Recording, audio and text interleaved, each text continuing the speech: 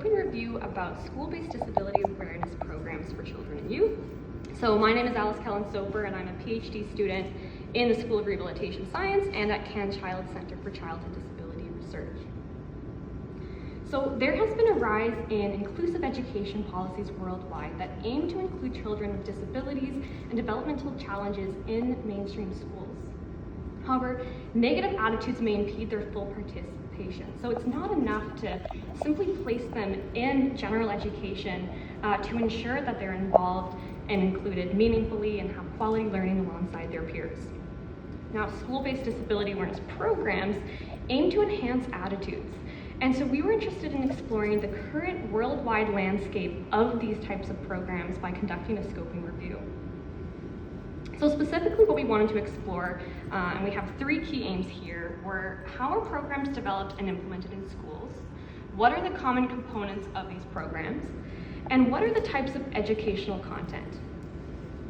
So to conduct the scoping review, we followed Arxie and O'Malley's 6-stage process, and we searched 7 electronic databases.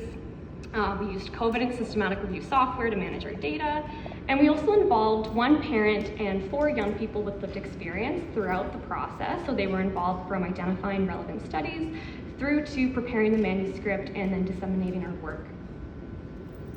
So we retrieved nearly 13,000 sources, and when it was all said and done and we had pairs of reviewers screen through all those, we ended up with 72 intervention studies evaluating a disability awareness program.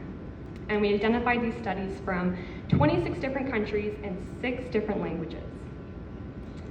So with regards to the first aim around development and implementation of these programs in schools, we found during data analysis that there was a lot of variation and interesting trends by school setting. So you can see in the pie chart, we've broken down the school settings by kindergarten, primary school, and secondary school settings. And an example of one of those trends would be that the duration of sessions and programs that were often composed of multiple increased from kindergarten through to secondary school. Then with regards to development, we were interested in how this was done and really by whom. So we found that programs were developed more frequently by educators and specialists in education than service providers and individuals with disabilities. And the involvement varied from providing feedback through to developing materials, but in general, involvement of people with disabilities was limited to providing feedback on materials already developed by researchers. So for our second aim, we're looking at program components. So that involves the activities and the kind of approaches that these programs use to convey their key messages.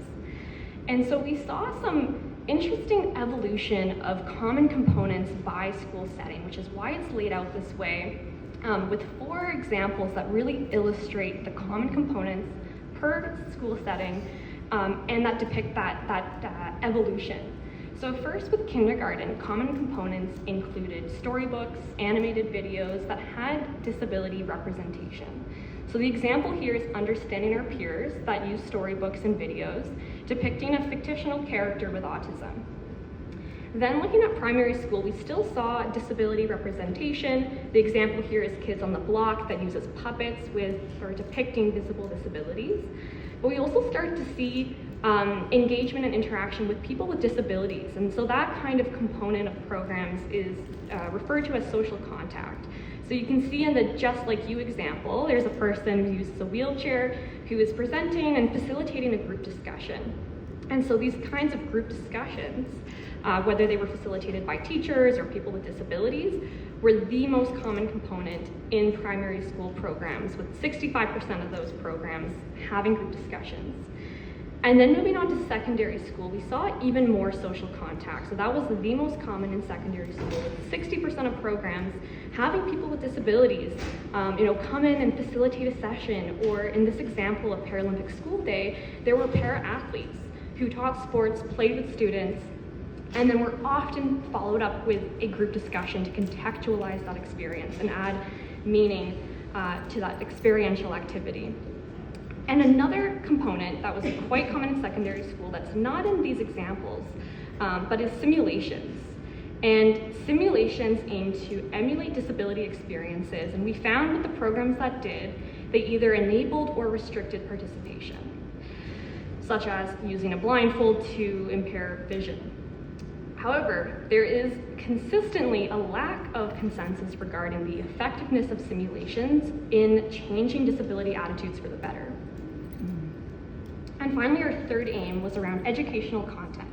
So while we took an inductive approach to generate themes, we did follow conceptualization of attitudes by Trandis, who considers cognitive, affective, and behavioral components.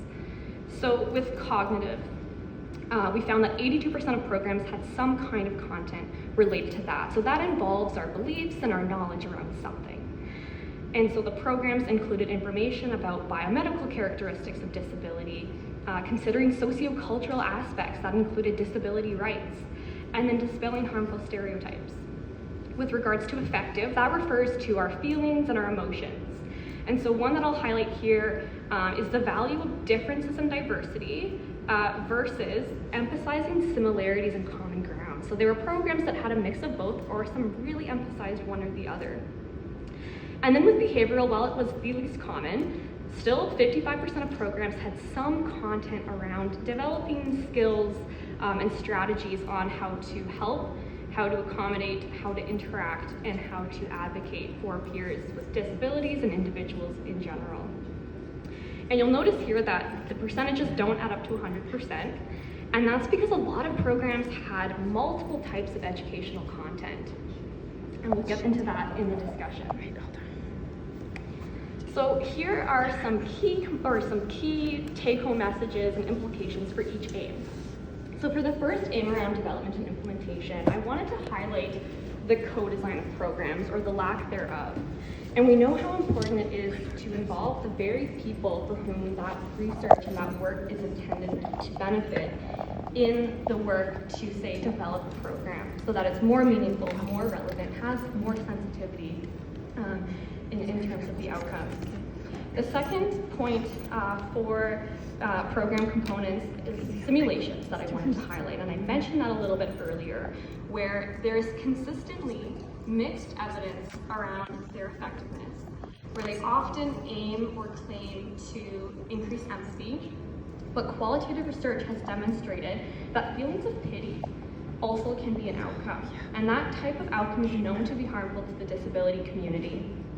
And then finally, with regards to the third aim around educational content, here we wanted to highlight how, as you saw, there were 82% of programs that had some kind of content related to the cognitive component, so knowledge and beliefs, right? But many had additional types as well.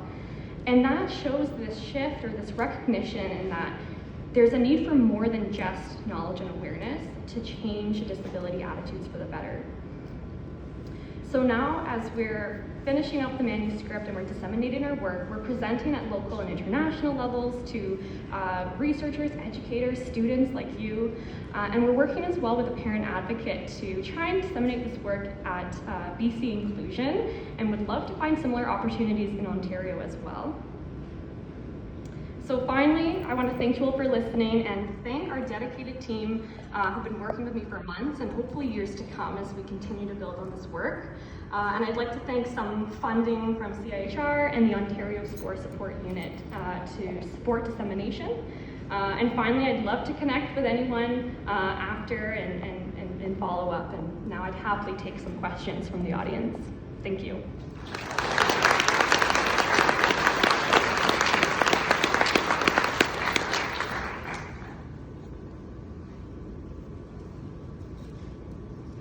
Questions?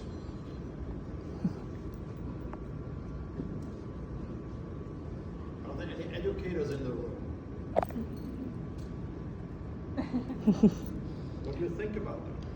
I think we need it in all our schools. I think that I was hesitant, that I was holding back cheering here when you were saying that, wow, apparently my teacher voice is real.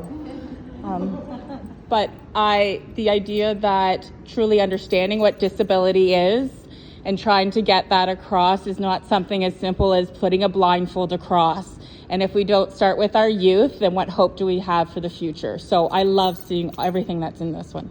Yeah, and just to add on that, if I have a moment, I love that there were programs across the lifespan essentially, where they're Yeah. taking not advantage, but it's a formative window of time in, you know, kindergarten, where your attitudes or your feelings are taking shape, through to adolescence, where your morals and your principles are taking shape. So it was fantastic to see programs for, you know, age appropriate programs throughout that schooling.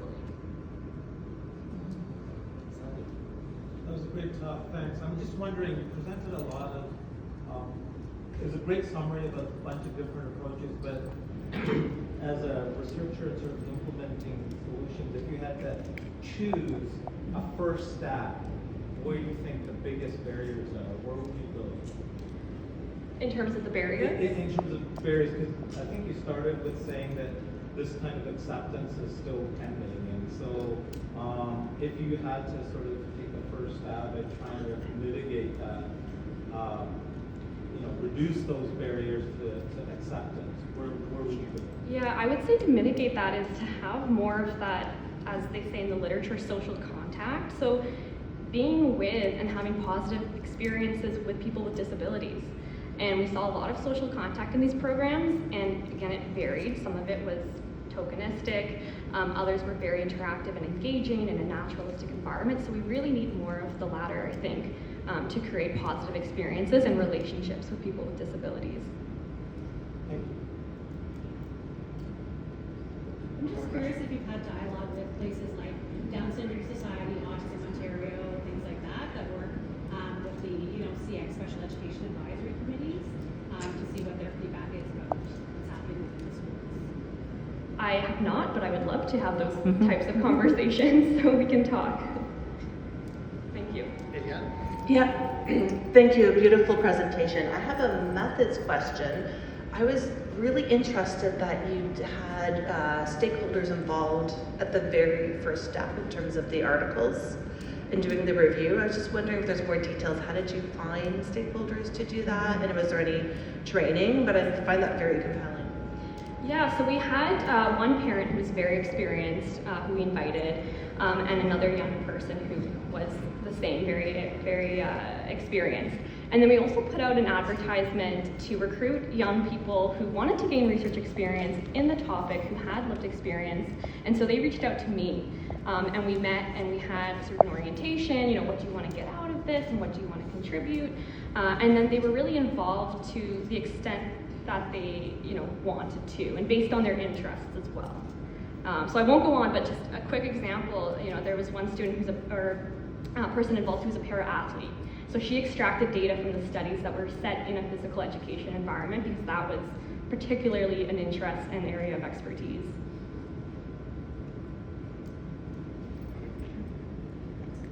All right, thank you.